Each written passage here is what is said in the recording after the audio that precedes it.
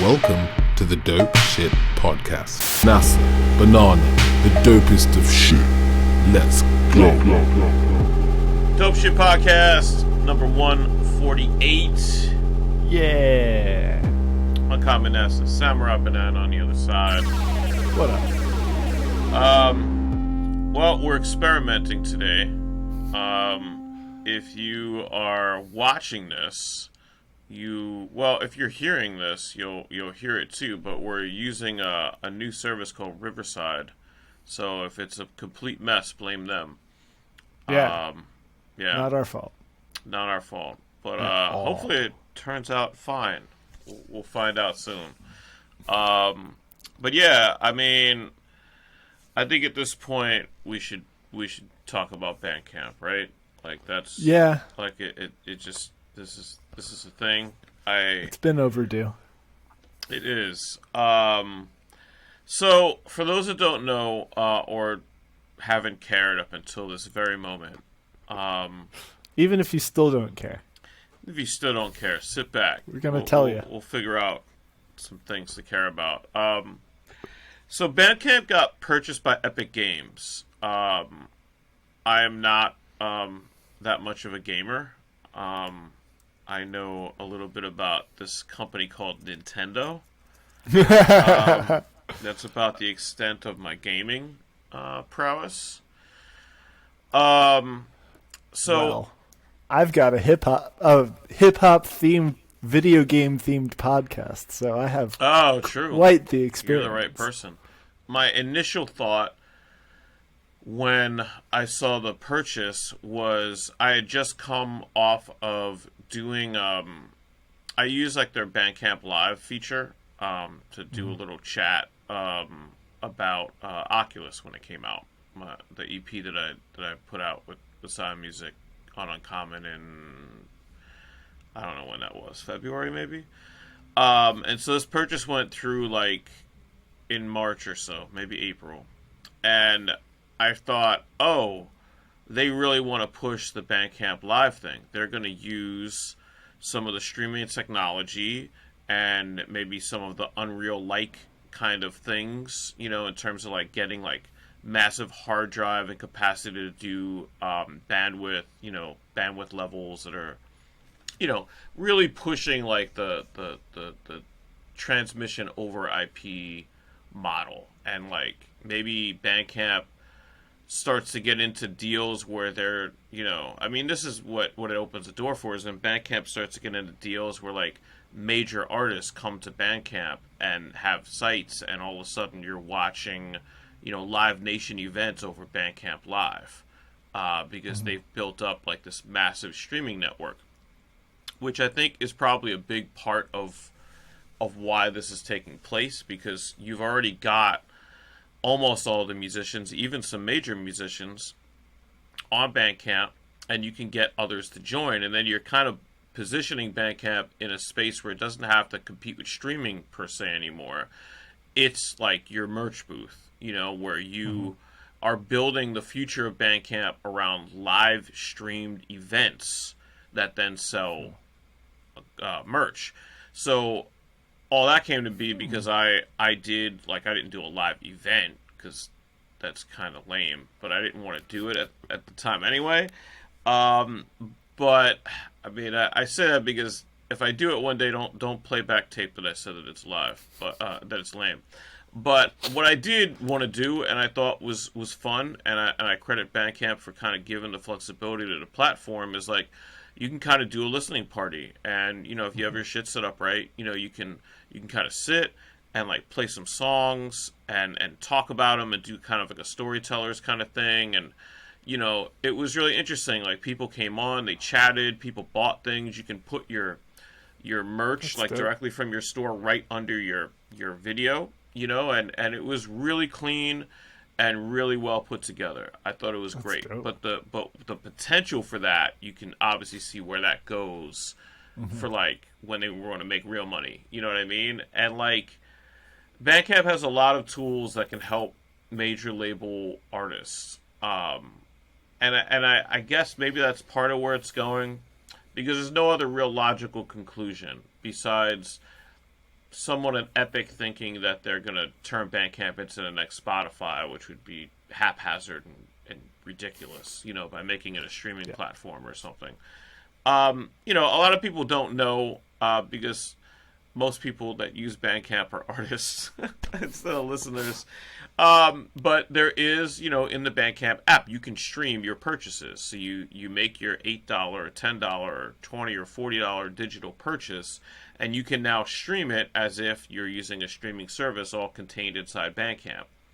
The only difference being you don't get paid as an artist like per play because you already got the money up front for your MP3s. Mm-hmm. So there already is a streaming element to Bandcamp. This wouldn't be completely new. It's just if somebody were to come from Epic and say that what I just described can be built into something that can compete with Spotify or Apple or even Tidal,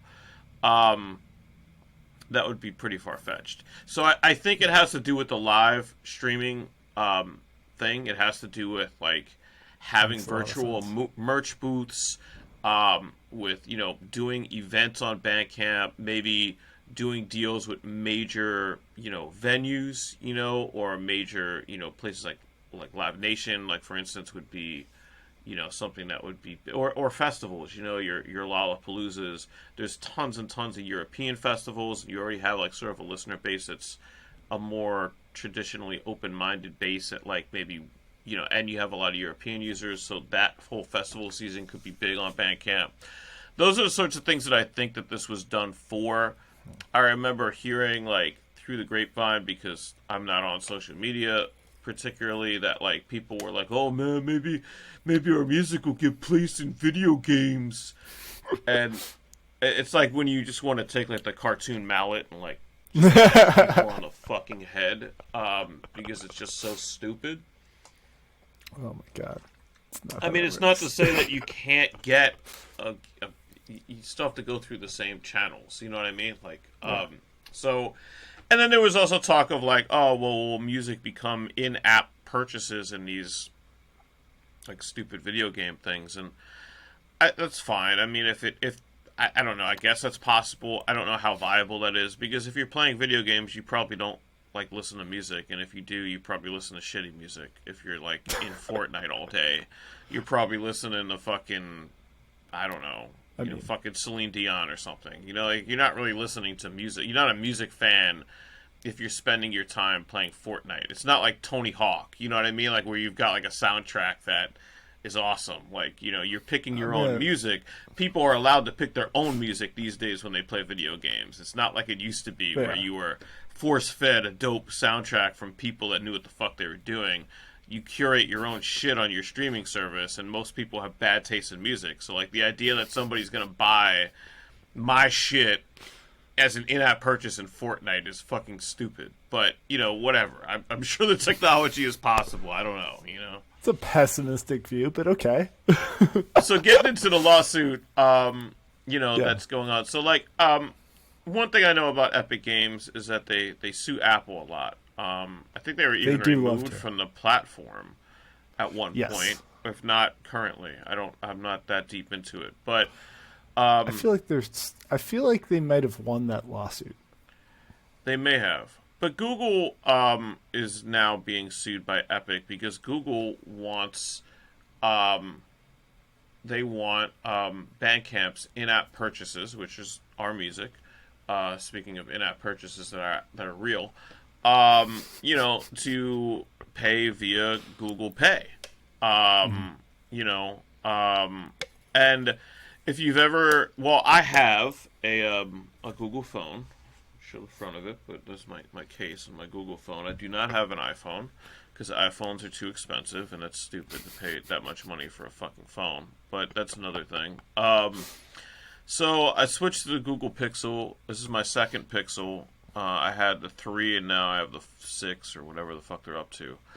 And I'm assuming that the Apple phones work like this now, too, because I left Apple phones before this really became a thing. But, when you're using Grubhub, when you're using any other, app, Lyft or something like that, when you pay, you have that one button option to hit the GPay button.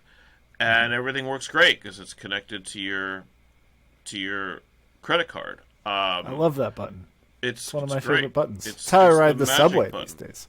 Yeah. So, like, the idea that you would have a Bandcamp app that doesn't utilize that is kind of ridiculous. Now, that being said, that's, the point of view of someone that doesn't know anything about Bandcamp. But we do know about Bandcamp. And what we know about Bandcamp is that they charge, they take 10 to 15% out of everybody's stuff, and Google basically wants to add like another 30% of that. So I'll read what Ethan Diamond, who loves the blog, he's like the Elon Musk of music. That sounds terrible. I know. I'm hating hard in this episode. In a blog post, Bandcamp co-founder Ethan Diamond said that if the changes stand, Bandcamp will either have to, quote, pass Google's fees on to consumers, making Android a less attractive platform for music fans, pass fees on to the artists, which we would never do, permanently run our Android business at a loss, or turn off digital sales in the Android app. I don't see how they get around this, and those are 4 pretty shitty options. I think the best option would be to pass that cost along to the consumers. And if a consumer decides, like, hey, I don't want to use Bandcamp's app on my Google phone to do this, I'll just come home and download the album on my desktop. I don't think that's a huge deal, personally. But, even the suggestion that you would add that on to the already ridiculous fees that musicians pay, even following it with which we would never do, is, like, disturbing to me. Like, Yeah, I mean, like, tacking on that 30% basically, like, negates the purpose and appeal of Bandcamp, Like, Bandcamp is nice because it doesn't take half your fucking money, It's nice that it takes less money than any other, platform for purchasing music. So I just want to address that, because that was the next thing I was going to get to. Because there's a paragraph here that I read, and I was kind of did a double take for a second. And it's kind of going to what you're saying and what the impression that most people have is. So here's the paragraph. Bandcamp currently only offers in-app purchases via Android. Though the app is also available on iOS, Bandcamp says its business model isn't compatible with Apple's IAP payment system, which is the equivalent to what Google Pay is, I assume, which imposes a 30% fee on transactions. So caveat here as I read this paragraph. I think we're making the assumption that Google charges the same percentage. I think it's a pretty safe assumption, but technically in this article, it's the 30% number is coming from what Apple's pay system is that they've already rejected at Bandcamp. So it continues on. According to Diamond, Bandcamp pays artists and labels 82% of sales on average, vastly higher than streaming platforms like Spotify and Apple Music. I can't let this go unaddressed. People throw this out there all the fucking time. It is really important to understand that Bandcamp is not a streaming service. That Bandcamp is selling downloads of your music for ownership. That's one. More importantly, Bandcamp is selling physical products. Okay? Bandcamp does not make those products. We do. We put the cost out. We are the ones that are taking all the risk on that product. They are taking 15% of sales of physical product for doing absolutely nothing but providing you a store. If you compare that, I'm going to look this up for the next episode. If you compare that to Shopify or fucking Squarespace or other places that offer stores, I want to guarantee you that it is not 15% of your sales that they take. So I just want to make sure that people understand that Bandcamp is not a direct competitor to Apple Music and Spotify or iTunes or anything like that. Bandcamp is taking a percentage off of your physical product. That's a huge difference, because if my physical product, if I make a box set, if I'm a bigger artist, and my physical product costs $100, they're getting $15 a sale. It's like the more money I invest in myself to make more expensive products, the more money they earn as a company. That's a much different business model than what it's being compared to. So I want to dispel the myth that Bandcamp pays you more money than other services, because in proper context, they take their share. And now, if you want to have a conversation about is what they take fair, that's fine. I'm open to the idea that 15% is fair for the audience they provide you, for the other tools that they have. I'm totally open to that conversation. I'm not open to a conversation like this article tries to do, where they're comparing Bandcamp 1-to-1 with Spotify and Apple Music. That I'm not able to do. Okay. That's definitely, yeah, obviously, like, comparing apples and oranges. But, like, dude, like, they take a percentage, but so does the iTunes store, so does Amazon, so does Google's store, and all of those other places take a much higher percentage than Bandcamp. Like, I really don't like it when you demonize Bandcamp, and you love to do it, and it frustrates me so much, because like I get that you sell stuff through your website. Right, I get that. And it's like you're getting 100% of everything. But if you don't have a website to sell stuff through, then your other options other than Bandcamp are taking way more fucking money than Bandcamp is taking. You know? Like if you're trying to sell merch through a store, like that store is taking a percentage of what you're making. Like even like selling like if you have a bunch of records, right? If you got like, you know, a lot of physical records and you sell them through Bandcamp, you make probably a lot more money than you would if you sold them in bulk to like record stores and shit. Am I wrong? Well, I wanted to look this up because what you said, you were talking about stores. So it's a little bit of a different business model again, to some degree. Bandcamp is sort of in its own thing. So like, the markup, to just what you're saying, if I'm selling directly to a store, to a record store, first of all, there's not that many stores that carry music directly without having a distributor or a one-stop in between.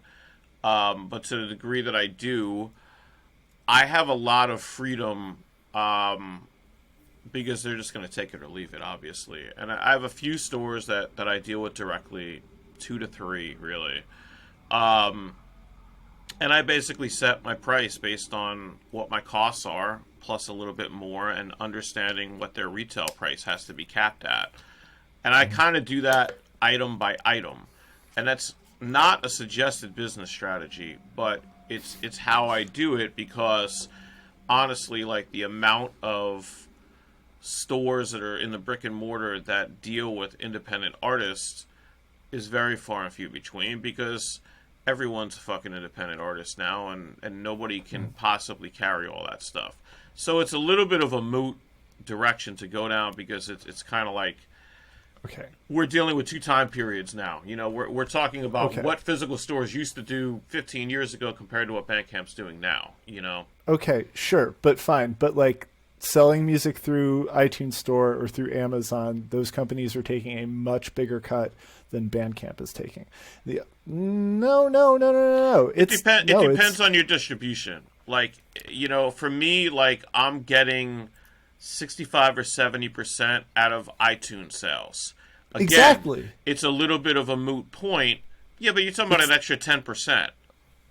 Yeah, but that's... But you're it's telling now. like 10% is different. It doesn't make any difference anymore, because nobody fucking downloads music on iTunes. They just listen on Apple Music, which has kind of destroyed a huge part of my business 10 years ago, because like iTunes, I used to get checks like from my distributor from iTunes sales, and I had Bandcamp sales. And when iTunes decided that they wanted to compete with Spotify, it fucking destroyed that business. Mm-hmm. I had to replace that money somehow. So like, you know, it's tough, because that doesn't really exist anymore. I think at the time when those numbers were first established was sort of pre-Bandcamp, and it was certainly pre-streaming, right?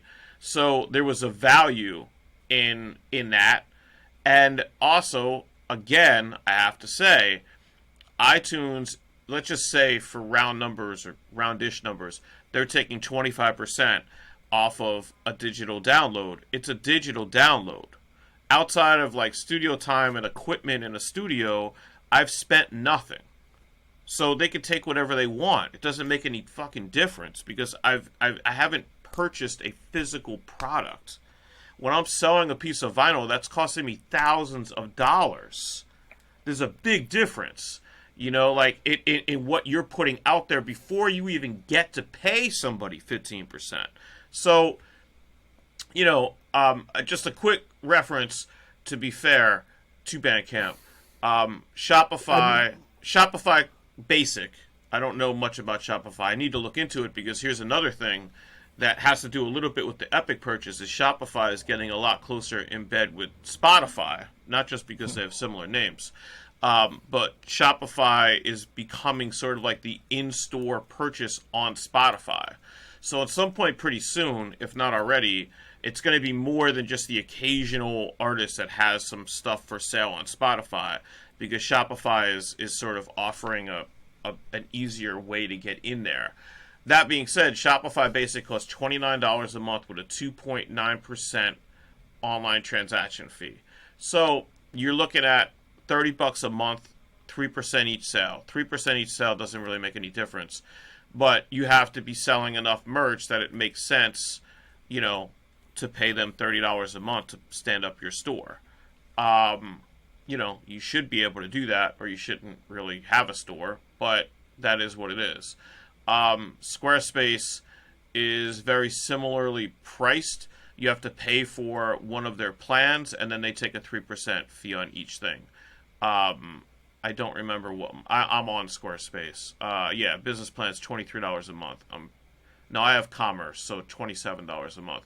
But you could do business and it's $23 and still have a store, I believe here is what it's saying. So all that said, you know, you could sit and do the math of like, well, just being on Bandcamp for free, air quotes, does that equal the same thing out in the wash at the end of the month anyway, because I'm already paying $23 before I even sell anything, or not?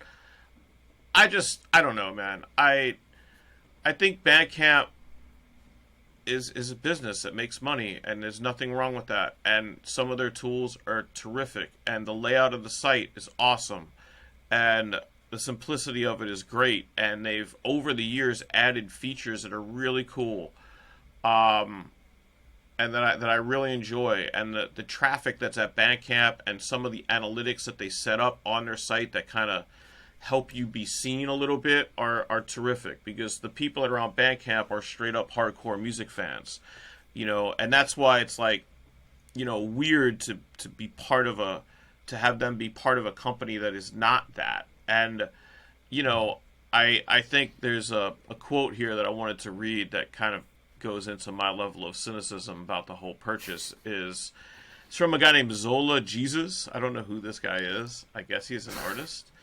Zola, I listen to Zola Jesus. I'm pretty sure. Yeah, this? It's a her. Is it? Okay.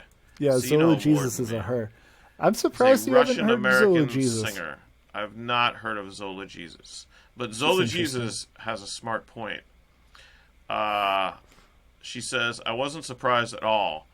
Bandcamp has never really been DIY, even if it sells DIY music. They're a startup funded by venture capital like any other successful platform today.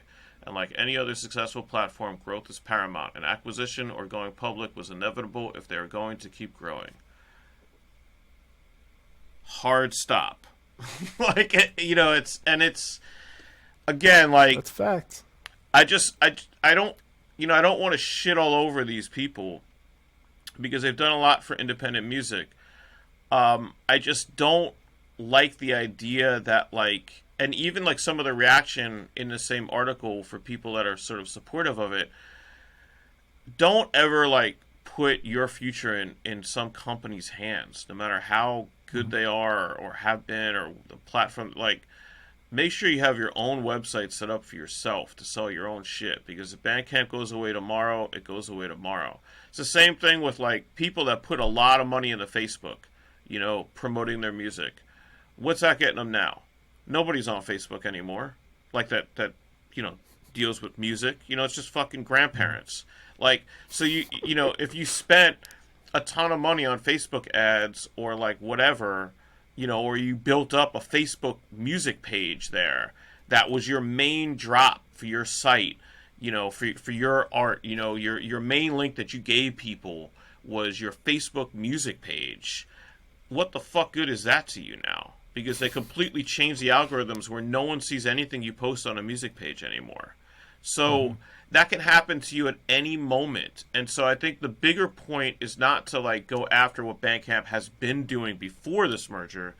It's to say, even if you're happy with what's been going on, which is fine, I'm happy for the most part with what's been going on, despite everything that I've said. It's just going forward, you don't know. And any merger in entertainment and in music has the potential to be a big issue. But it only has that potential to be a big issue if you have put all your eggs in one basket.